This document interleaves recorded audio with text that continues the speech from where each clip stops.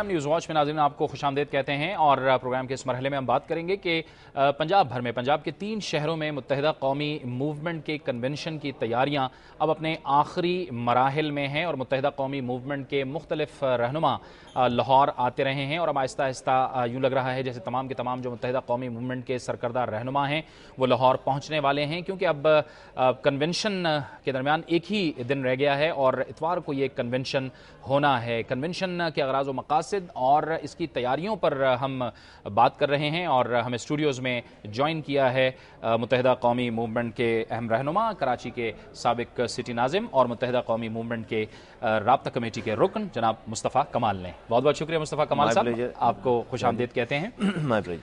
मुस्तफ़ा साहब, तैयारियां अब आखिरी मराहिल में हैं, कैसा रिस्पॉन्स है आपको?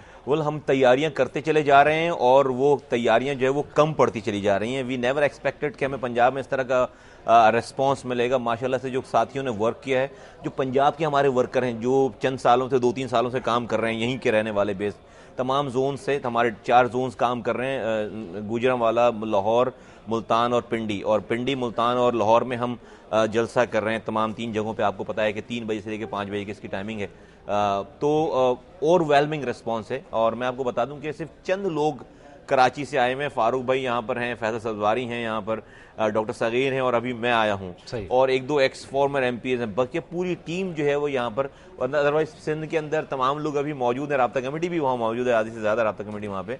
तो यहाँ पर अल्लाह का शुक्र है कि जिस तरह से लोग, पंजाब के कारकुनान रिस्पॉन्स कर रहे हैं, जिस तरह से उन्होंने जो है वो MQM को ये मौका दिया है कि MQM को सुन रहे हैं अभी इस वक्त ना, वो हमारे मौक़िफ़ को सुन रहे हैं, उसकी तायद कर रहे हैं। मैं समझता हूँ कि इंशाअल्लाह ताला 25 अप्रैल को कायदे तहरीक जनाब अल्ताफ़ भाई जब पंजाब के लोगों से खिताब करेंगे तो वो, मैं कहता हूँ कि पंजाब की फ़िज़ाओं में हवा का एक खुशबूदार झोंका बनकर इंशाअल्लाह ताला आएगा। मुस्तफ़ा भाई, जो सवाल है जो हम आपके दीगर कुलीग से भी पूछते रहे हैं कि आखिर मुत्तहिदा कौमी मूवमेंट को ये ज़रूरत क्यों पेश आई कि वो पंजाब के अंदर कन्वेंशन करे? सही।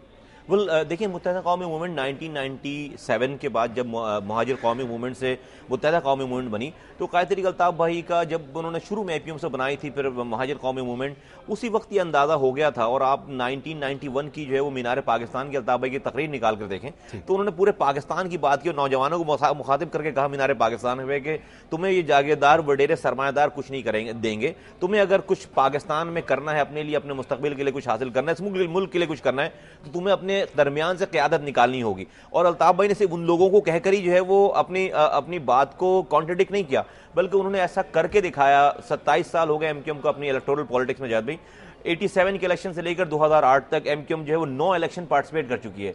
एक भी इलेक्शन में अल्ताफ़ भाई ने खुद पार्टिसिपेट नहीं किया। नंबर 1 सबसे बड़ी बात है।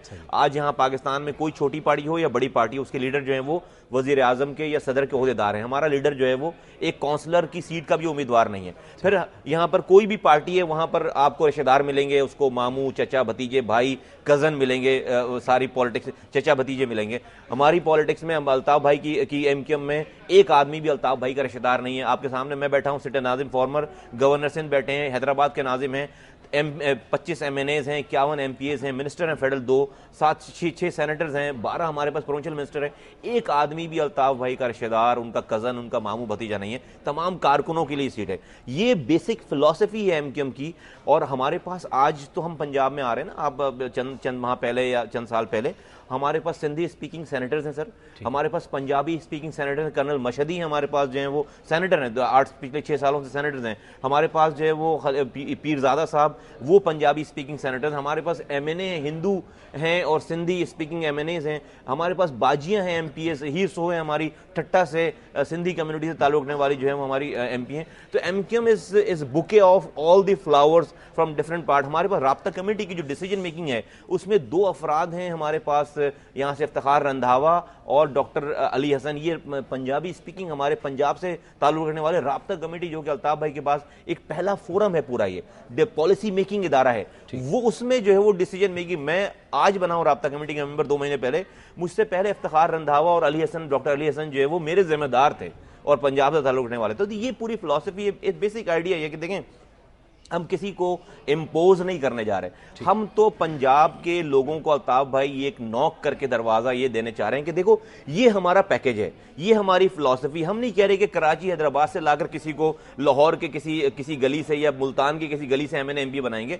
हम कहते हैं कि मुल्तान की, लाहौर के, गुजरांवाला की, रायवंड की गली में रहने वाले किसी पढ़े लिखे नौजवान को प्लेटफॉर्म दो, जिसके पास कैंपेन चलाने के भी पैसे ना हो, जिसके पास लैंड क्रूजर्स की फ्लीट ना हो, जो अपने पैसे से फॉर्म भी जमा ना कराए, उसको 2000 रुपए भी पार्टी दे, ये हमारा तरीकेकार है। और उसको फिर जिम्मेदारी दो, अपने गली मोहल्ले और अपने इलाके की नाजिम बनाओ, उसको एमपीए बनाओ, उसको एमएनए बनाओ, उसको वजीर बनाओ।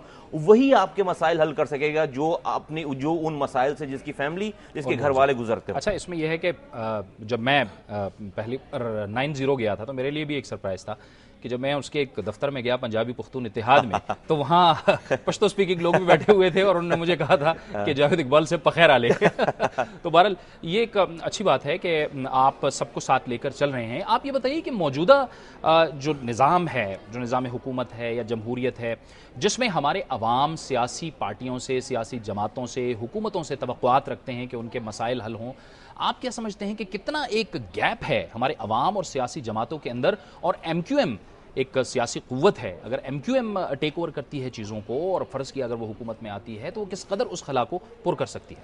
जैद भाई, 2% मरात याफ्ता तबका, 35 से 40 खानदानों की हुक्मरानी रही है पाकिस्तान में पिछले 62 सालों से। गलत या सही की मैं बात नहीं कर रहा, बाप दादा परदादाओं के ज़माने से लोग एमएनए, एमपीए, मिनिस्टर, वजीर बनते चले आ रहे हैं। ख़ानदानी पॉलिटिक्स चलती आ रही है। एक भाई एक पार्टी में जाता है, दूसरा भाई दूसरी पार्टी में जाता है, एक कज़न एक पार्टी में जाता है, दूसरा भाई एक दफ़ा एक पार्टी की बारी आती है, दूसरी दफ़ा दूसरी पार्टी की बारी आती है। अपोजिशन और ट्रेजरी हुकूमत दोनों ख़ानदान के अंदर ही रहती है। ठीक है, ये हमारा सिस्टम है।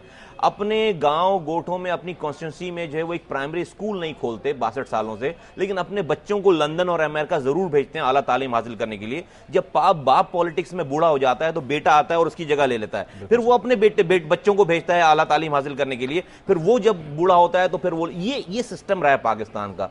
एमक्यूएम गरीब, middle class, lower middle class लोगों की जमात है जो कि गली कूचों में रहने वाले लोग हैं। आपके सवाल का जवाब डायरेक्ट अगर मैं दूं, देखिए, जब तक आप उन लोग, पाकिस्तान की आज की पॉलिटिक्स पाकिस्तान के 98%, 99% लोगों से बिलोंग ही नहीं करती। वो क्लास ही डिफरेंट है। उस क्लास को पता ही नहीं है कि पीले स्कूल, लाल स्कूल, काले स्कूल में जब बच्चा सर्दी में जमीन पे बैठकर तालीम हासिल करता है तो उसकी क्या फीलिंग होती है। उसको पता ही नहीं है, उस क्लास को, आज की रूलिंग क्लास को, कि जब गटर मिला पानी नलके से गिरता है तो एक बच्चे के पास और मजबूरन लोग पी रहे होते हैं तो एक घर की क्या कंडीशन होती है। उसको पता ही नहीं है कि जब बसों में चढ़कर जब आप सफर करते हैं और कंडक्टर जब आपके कपड़े काले कर रहा होता है इधर से उधर, और आप जब फ्रस्ट्रेशन में जो है वो निकलते हैं बाहर, तो उसकी क्या करनी। उसको पता ही नहीं कि जब बिजली जाती है 20-20 घंटे लोगों के पास बिजली नहीं है तो उस बिलखते हुए बच्चे की कारण।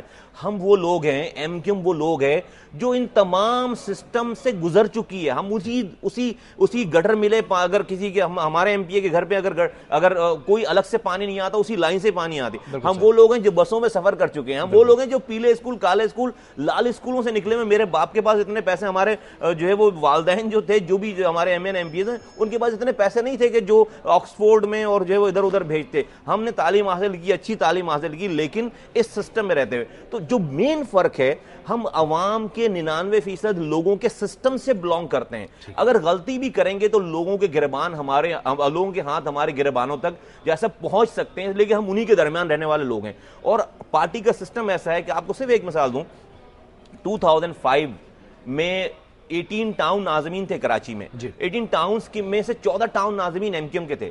14 टाउन नाज़मीन ने, जिन्होंने मेरे साथ ओथ उठाया था 2005 में, जब 2009 में 10 में ये निजामत जाती है हमारी, तो 6 टाउन नाज़मीन वो नहीं थे जिन्होंने पहले दिन ओथ उठाया था। 6 टाउन नाज़मीन एमक्यूएम ने अपने सिस्टम के जरिए रिप्लेस कर दिए, उनको हटा दिए। क्यों? उन्होंने कोई गद्दारी नहीं कर दी थी एमक्यूएम से, उन्होंने, आज भी वो एमक्यूएम में शामिल है, लेकिन वो टाउन नाज़िम की जो पब्लिक पोस्ट की जो जिम्मेदारी है, वो उन जिम्मेदारियों को पूरा नहीं कर पा रहे थे। एमक्यूएम ने उनको घर भेज दिया, दूसरे ले आए। आज आपके सामने मैं बैठकर फॉर्मर सिटी नाज़िम बात कर रहा हूं, खुदा की कसम खा के कहता हूं, अगर मैं काम नहीं करता तो 3 मुस्तफा कमाल जैसे लोग आ चुके होते हैं। एमक्यूएम 2 मिनट लगाती है घर भेजने में। ये हमारा सिस्टम। आप मुझे बताएं, पाकिस्तान की 62 साल पॉलिटिक्स में एक काउंसलर किसी ने जीता हुआ अपनी पार्टी का नहीं हटाया होगा। हमने 2004 में 3 एमएनएस घर भेज दिए। 3 MNAs की सीट पे, जीते हुए MNA की सीट पे हमने बाय इलेक्शन करवा दिए। So this is what MQM, we are not claiming कि we are the bunch of angels, हम फरिश्ते नहीं हैं, हम इंसान हैं। हमने कल भी गलती की होगी, हम आज भी गलती कर रहे होंगे और हम कल भी गलती करेंगे, लेकिन पाकिस्तान में कोई भी फरिश्तों की जमात नहीं है। हम अगर आप कंपैरिजन करेंगे तो मैं समझता हूं कि हमारे पास जो पैकेज है, जो सक्सेस मॉडल है, वो that is far much more better than. Mustafa कमाल साहब आप हमारे साथ मौजूद रहिए। वक्त वो चाहता है एक ब्रेक लेते हैं और ब्रेक के बाद मुस्तफ़ा कमाल हमारे साथ मौजूद हैं, उनसे गुफ्तगू का सिलसिला जारी रहेगा।